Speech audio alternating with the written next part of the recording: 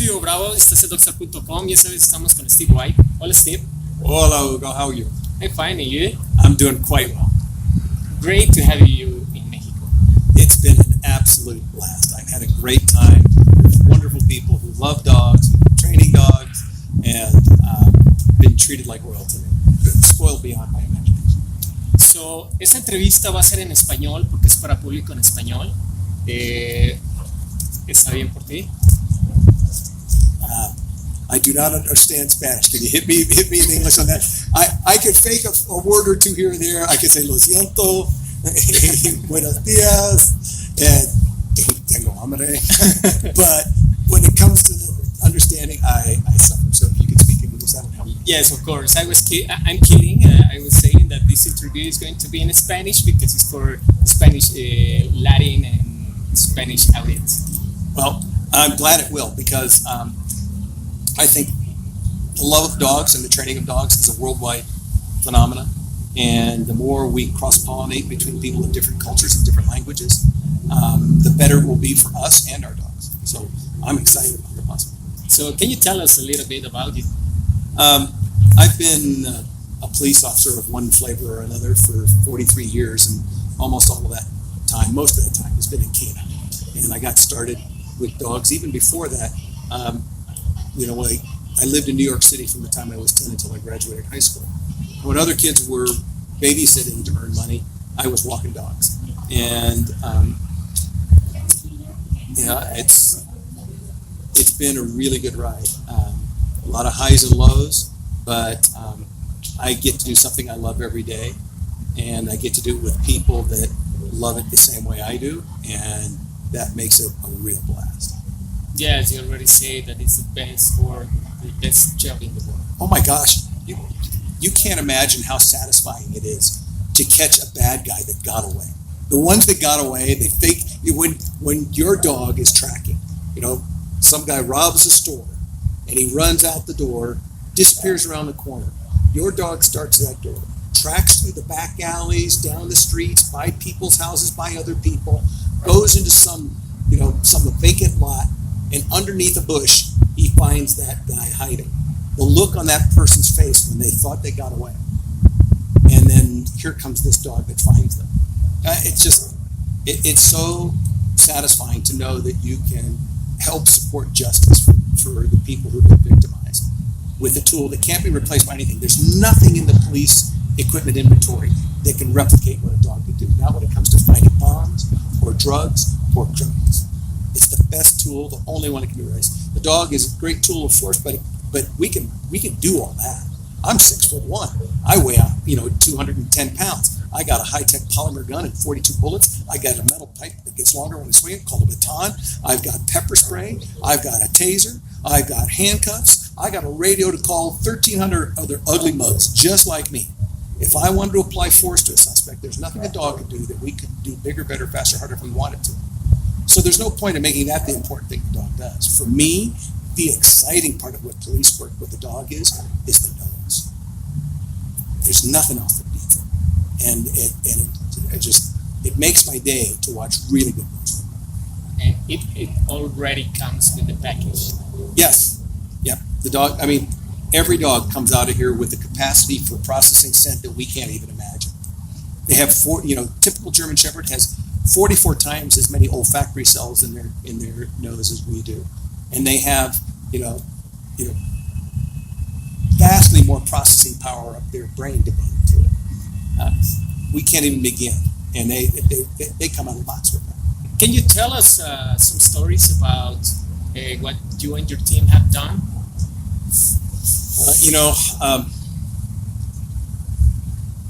There's so many over the years. But the most satisfying ones are finding bad guys. One of our officers, not too long ago, a woman was walking from the train station to her home, and a guy assaulted her, beat her with what we thought was a real pistol, turned out to be a fake pistol. Took her purse, and ran through the neighborhoods. And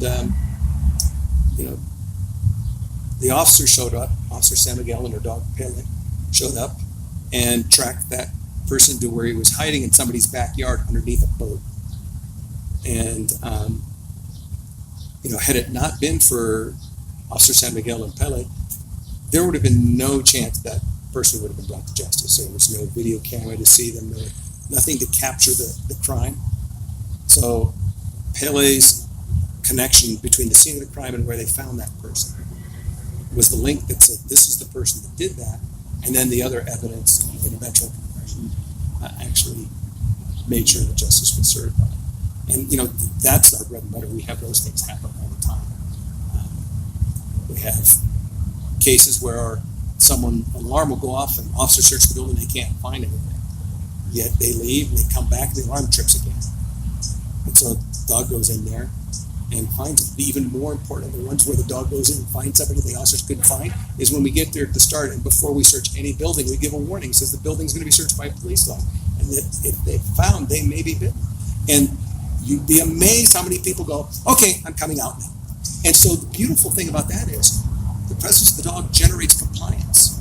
And so we make the safest arrest we could make is one where somebody says, I give up, I comply with the arrest. It's so much easier and so much safer for everybody, for the suspect, for the officers, for everybody around, to have somebody comply. And the dog's a powerful tool for generating compliance that way and making people safer. So, that's part and parcel of our daily work.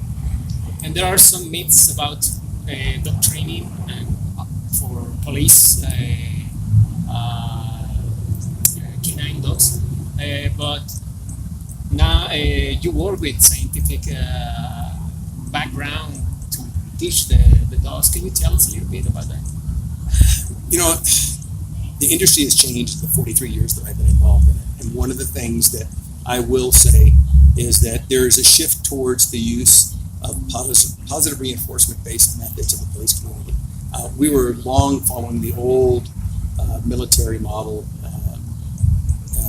with force-based training methods, and now we know we get superior results, we get faster results, we get dogs that are more reliable in public by using positive reinforcement-based methods. For all intents and purposes, dogs don't have a work ethic. Nobody instills in them that it's important to do this that way. We can't communicate that way. So everything for them is whether they want to do it or not. And the easiest way to get a dog to want to do something instead of being afraid not to is to make it a game. So for them, finding a bad guy is the best game of hide and seek ever. And then sometimes that finding a bad guy involves the best game of tug of war. It's all a game to them. And once you can convey to the dog that you know when and how to start that game, they'll do all sorts of things for you. And this is the same way with pet owners. The same principles apply. Kind of segue into how police canine techniques and pet owner techniques actually should share some common threads. And that is, if it ain't fun, it ain't done. Make your stuff with your dog fun to do. Don't make it a chore.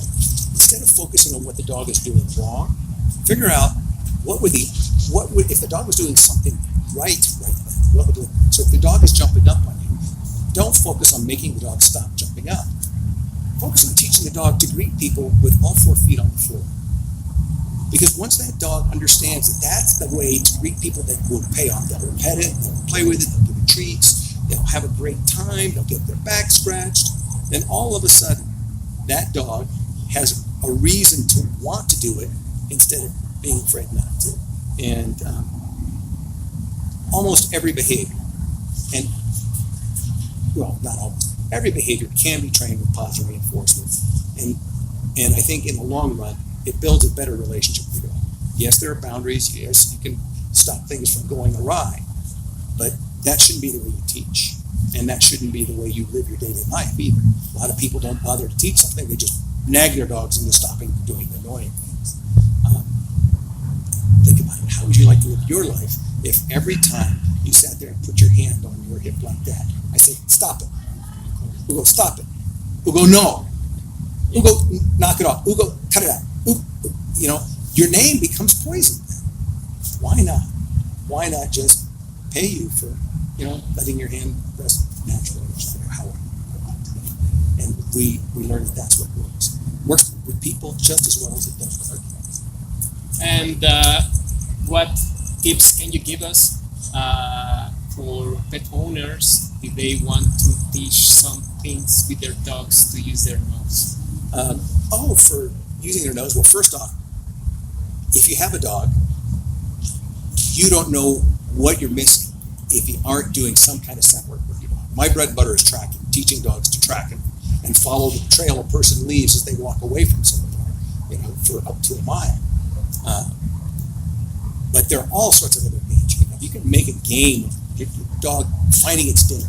Instead of feeding its dinner in a bowl, put it into a Kong toy, seal it up with a little peanut butter, and then go hide the toy. Let him go find the toy. And get a bunch of little Kongs so that he has to go all around the house and find them all. Well, it keeps the dog busy, activates their brain, and believe me, the brain is the greediest organ of the body. It consumes the most calorie resources of anything per pound, anything you've got. So if you work the dog's brain hard, which olfaction does, which scent work does, then you get a tired dog. And not a dog who just builds more stamina for running and wearing you out. A dog that's truly tired and will sleep. It's a really cool thing. The other thing with scent work is,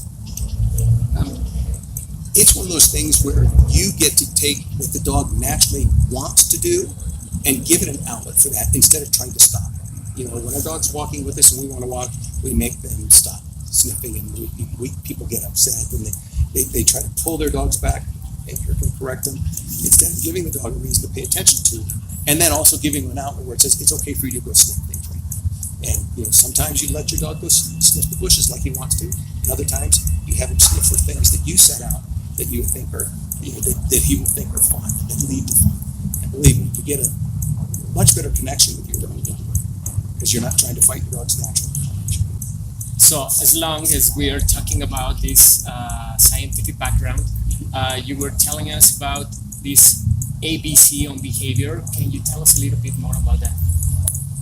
Well, the ABCs of behavior refer to the antecedents, behavior, and consequences, and that behavior is controlled by its contingencies, and those are the antecedents and the consequences.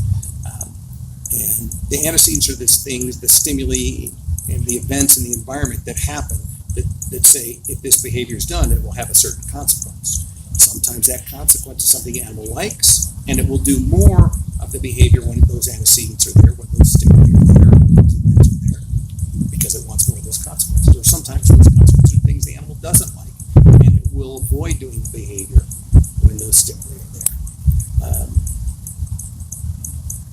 For people training dogs, the important thing to remember is if your behavior is inconsistent, I can guarantee you that either your antecedents are inconsistent or your consequences are inconsistent, or probably both. As soon as you clean up your antecedents and your consequences, the behavior cleans itself up.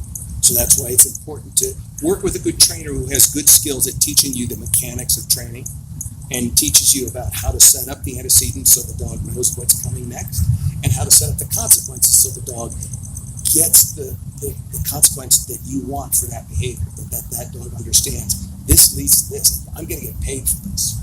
And dogs are they love games. They love food. And if you just set them up to understand that engaging these behaviors is going to lead to those things, they'll do it. And the question of what is training? Yeah. It is pretty simple to answer. Dogs already know how to do everything we ask them to do. They can do just about everything we ask them to do. They just don't know how to do it when we want them to do it, the way we want them to do it. So basically, training is nothing more than taking the dog's natural skill range and getting them to do it when we want them to do it, the way we want them to do it. There's nothing really more complicated than that. We have fancy terms like stimulus control, antecedents and consequence and all that stuff. But training really boils down in, getting a dog and you on the same sheet of music about how things are done. I like that definition. I like that. It means a lot to me, Ruben. Thank you very much for taking this interview. This has been a pleasure. Thank you for coming to Mexico. It's been my pleasure to come here. It's wonderful people. The people have treated me so well here. I've eaten well. I've had receptive audiences. I couldn't ask for a better time. Thank you very much, and very nice to meet you. It's been a pleasure, Google. All right. Thank you very much. Gracias por estar con nosotros. Es la última de las entrevistas de hoy. Si les gusta este video, ya saben qué hacer con él. Suscríbanse, denos like, compartan. Hasta la próxima. Yeah, what he said. Thank you.